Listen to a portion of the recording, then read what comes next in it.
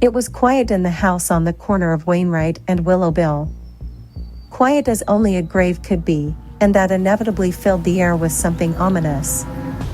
As the rain pounded on the windows and the wind moaned among the trees, the old mansion came alive with its own tension.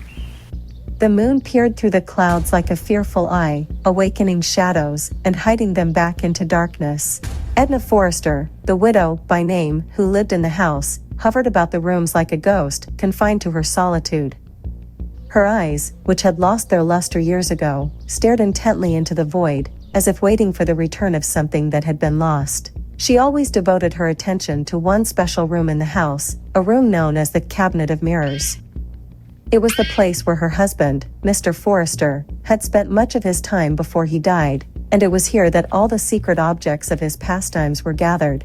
As she entered this gloomy study, the antique mirrors hanging on the walls seemed to emit a light that slid across her skin, making her tremble.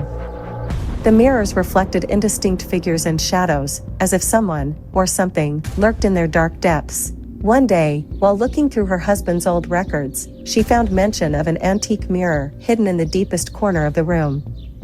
Edna decided she had to find it. But every time she touched the glass, she thought she saw the shadow of a man standing behind her shoulder. The nights grew stranger and stranger, and every touch of the glass caused her soul to grow uneasy. She began to hear whispers and rustles, inexplicable sounds that increased as darkness fell.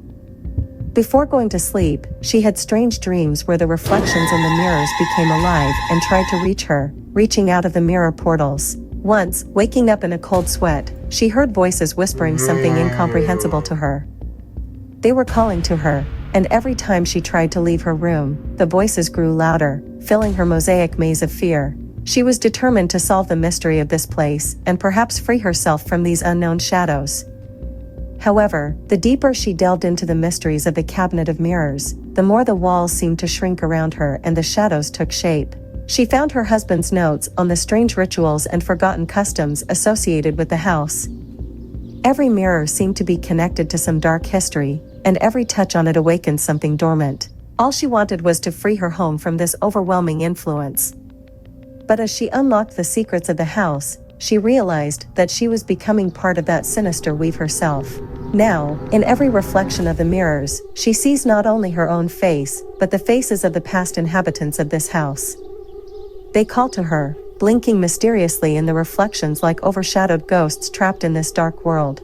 Night after night, she searches for a way out, but the ancient mansion, as if trapped in an embrace of darkness, won't let her leave. The Cabinet of Mirrors becomes for her the place where reality mixes with nightmares, and where she herself becomes part of this sinister elegy of death.